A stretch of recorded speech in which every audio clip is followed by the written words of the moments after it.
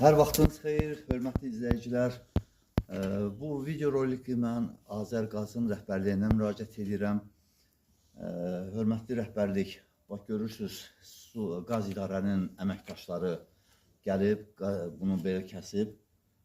Mənim acığıma qış vaxtıdır, qış vaxtı məni qazsız qoyub, həm də bunu kəsib bura qoyub. Bu qaz idarənin özlərinin şəxsi malı deyil, dövlətin malıdır.